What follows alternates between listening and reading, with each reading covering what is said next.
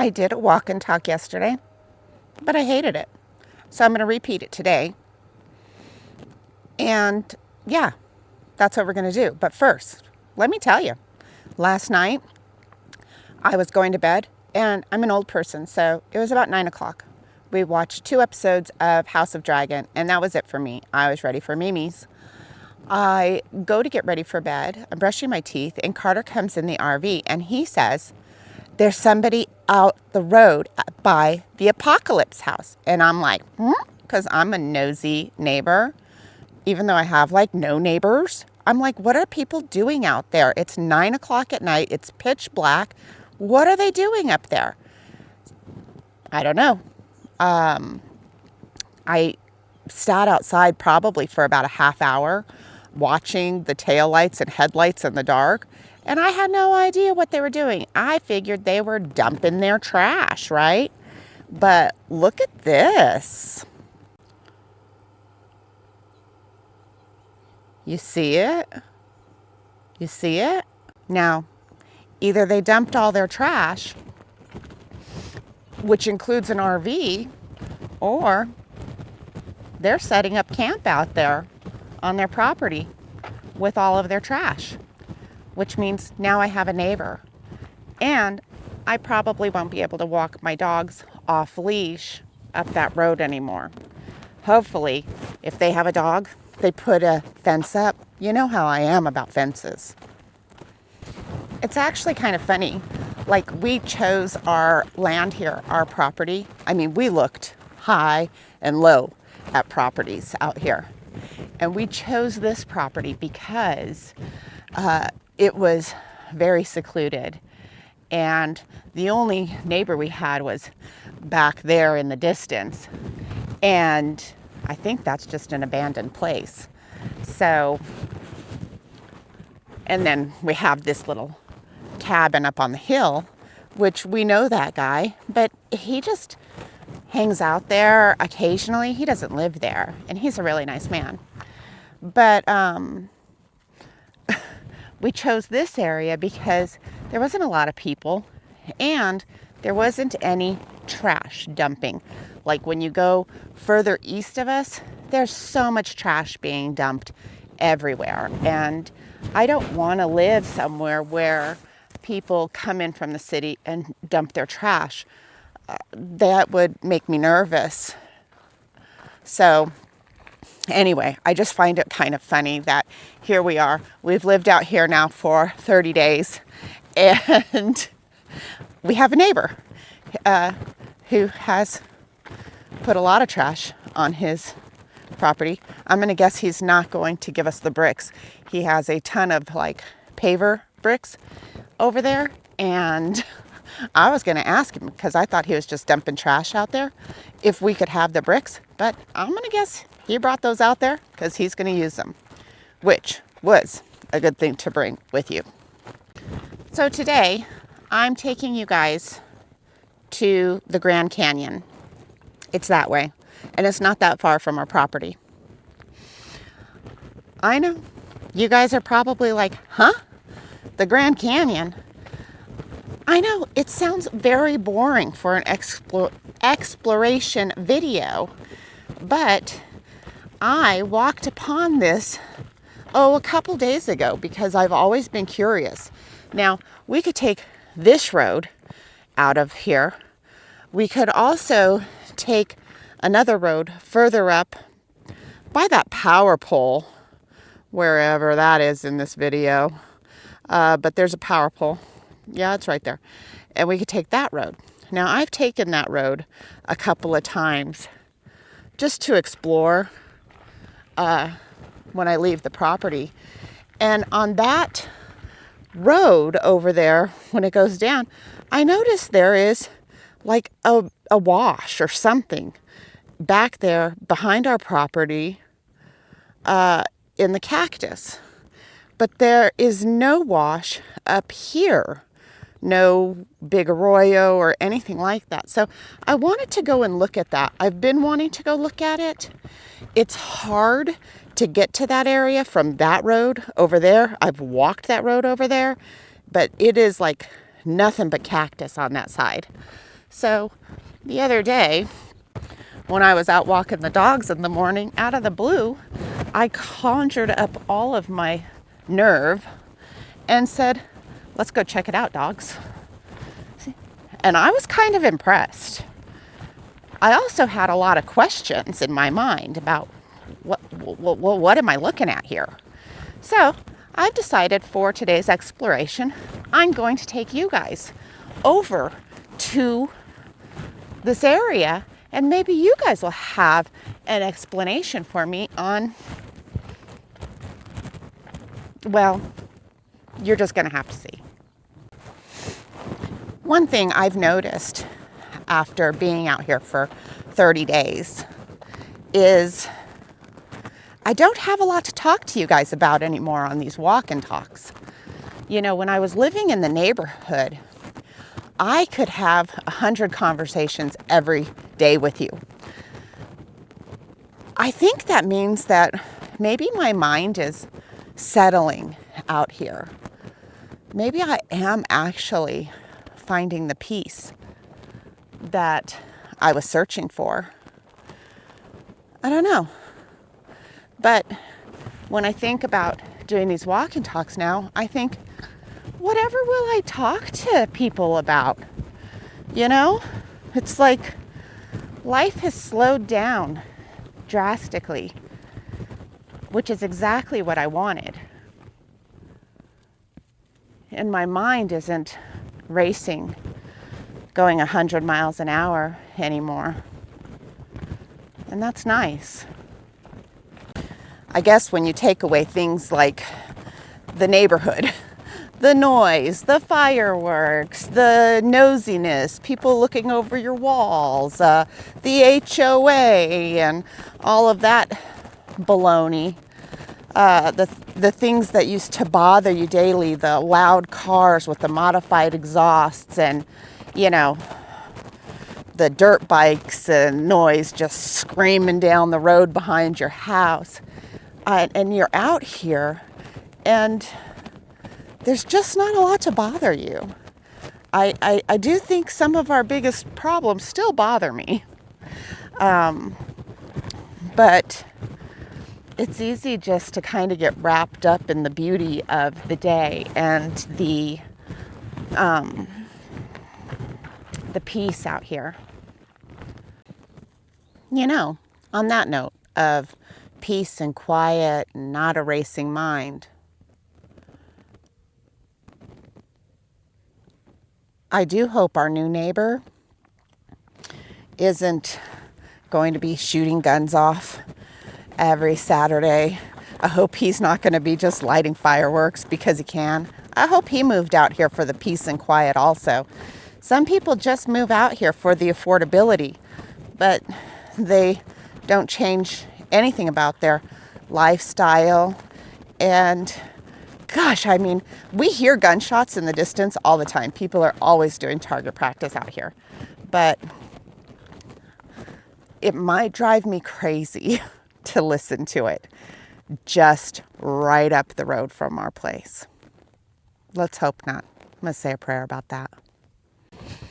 So we're here. And before I show you the Grand Canyon, our Grand Canyon, I'm going to give you some context. Our place is just right over this little ridge here, this rise. And it's a quick little trip. But when I came out here before, I was like, there is no way in God's green earth I am going to walk down there, ever. It looks like Rattlesnake Haven. So this is the east side of the Grand Canyon. A nice arroyo, actually. I wouldn't even call this a wash. I call this an arroyo when the sides are built out like that. So let me show you the west side of the Grand Canyon. Now, you're like, so what, lady? So what? Well, let's go down there. I said I wasn't going to go down there because to me, this looks like Rattlesnake Haven. And I thought to myself when I first came out here, I'm like, there's no way. I'll wait until like November when the rattlesnakes are doing their winter mimes. But no, I'm not doing it. But here we are, down in the bottom. So let's go walk. We have these giant cutouts here, which, looking at this, I don't believe this area has flooded in a while. There's a lot of growth here, but for this to be cut out like this, it must have been a huge amount of water that came through here, right? And I mean, look at the size of the cutout, the erosion. And the only thing that does this is the water. I want to keep my eye open for snakes because this is when they tend to come out to warm themselves. And so if I sound a little distracted, that's because I'm watching where I put my feet and keeping an eye on my dogs. So this side here, it just ends. There's nothing over there. Like, how did that form? And then we have this tree here that's kind of like hanging on to its cliff bank, literally by its roots. And then we come, so this is the other side of that little thing. So it's made its own little island, right? And when we come this way, look at how high those cliff banks are. This is the other side of that area. And once again, it dead ends. The Grand Canyon, our little miniature Grand Canyon, ends right here. So my question to you guys is, how did this form? Like, is this underground water seeping in? Like when I follow this little rivulet here, it looks like maybe water's coming from that way. I don't know. But this is directly behind our property. And look at this hole here. There's like pack rats or something moving their cactus through, but you can go all the way through it. It's a nice little tunnel. They have a nice little system, which is why I think there's probably rattlesnakes or snakes, just snakes in general. I hope there's not rattlesnakes. Daisy, let's go this way. But you never know. Snakes are snakes, and where there's rodents, there's generally snakes. So, what are you doing, Ellie?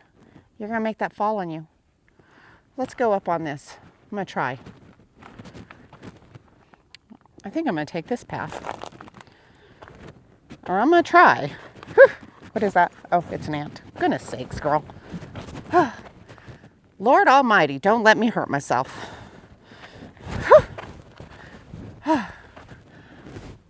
I don't know. To me, it doesn't look safe. I mean, I already hurt my leg out here once. Do I really want to do this again? What do you guys think? I mean, I'm a lady of a certain age, which is old.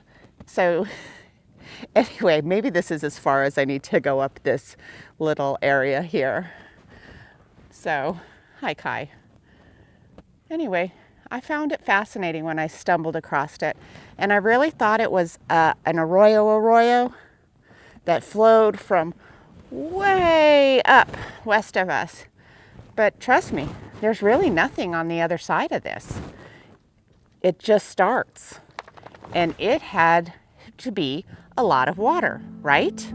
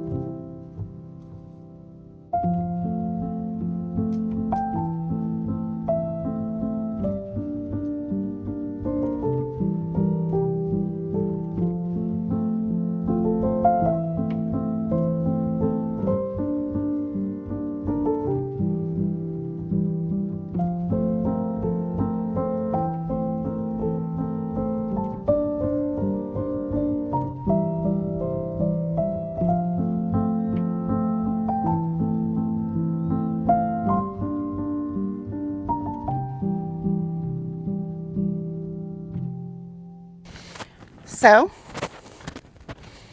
how do you think it started? Like, water must be soaking in underneath the ground super fast, I would guess, and then seeping through. I really don't know. I'm going to go ahead and say, and I'm going to declare this right now, it's a geographical wonder of my world. Maybe not the world. And I'm fascinated with it. Carter said, next time it rains really, really hard, he said, we should tromp on down here and see what's happening with the water flow. And I sort of agree with him, although getting wet isn't much fun. But I'm nosy. Another thing I noticed back there by our mini Grand Canyon is that the terrain is different. Like out here, we have these bigger tufts of natural grass growing, and there's some tumbleweeds and things in it. Back there, the closer you get to it, the less grass there is there, or weeds for that matter. The only thing around really are the cactus. What does that mean about the terrain? Does that mean that it's overly saturated already? So saturated that even the natural desert grass cannot live there? Oh, I gotta fix the dog. Anyway, if you have any ideas or want to share your thoughts on the subject, drop your comment below.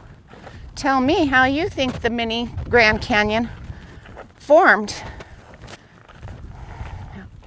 You know, like, where is the water coming from? Where did it come from to create that kind of erosion? I'm curious. I wish I knew more about that subject, but I really don't. Anyway, we're back on the road. And I'm going to end this video now. I hope you enjoyed today's exploration video. And you can like the video, at least, maybe subscribe. I am always trying to find new places to explore out here. That is walkable, like I can walk to it. But I sort of feel like I'm exhausting my resources out here. I know that I can go further because I have walked a lot further than what I generally do.